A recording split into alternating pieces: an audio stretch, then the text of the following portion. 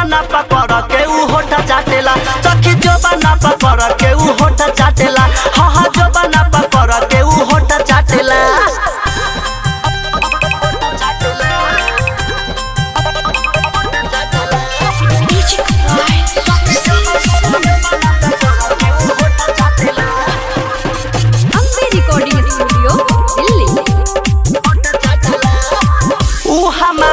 सीख के आइल नया तरीका से जिया पर चढ़ते सखी खोले लागे फीता,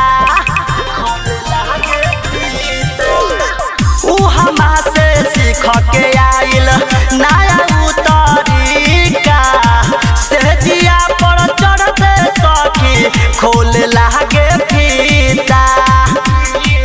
जब जब ऊ धरे हमर साइड लागे पढ़े चर चर फाटेला, जब जब ऊ धरे हमर साइड लागे पढ़े चर चर फाटेला, सखी जो बना पकड़ के ऊ होठ चाटेला, हमर जो बना पकड़ के ऊ होठ चाटेला, हाँ जो बना पकड़ के ऊ होठ चाटेला।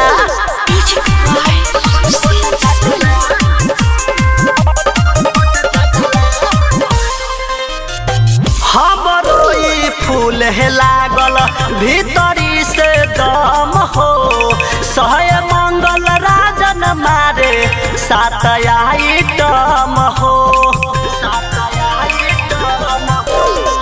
हमरो ई फूल है लागल भीतरी से दम हो, सहे मंगल राजन मारे सात आइटम हो।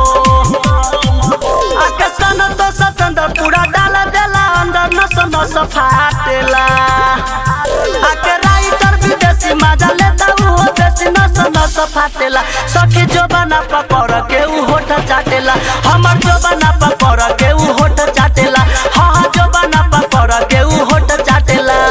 बाहरा से आइल ऊ तो बाटे खाकू आइल हमर गाल काटेला, सखी जो बना पकड़ के ऊ होठ चाटेला, सखी जो बना पकड़ के ऊ होठ चाटेला, हाँ जो बना पकड़ के ऊ होठ चाटेला। Ambe recording studio Delhi.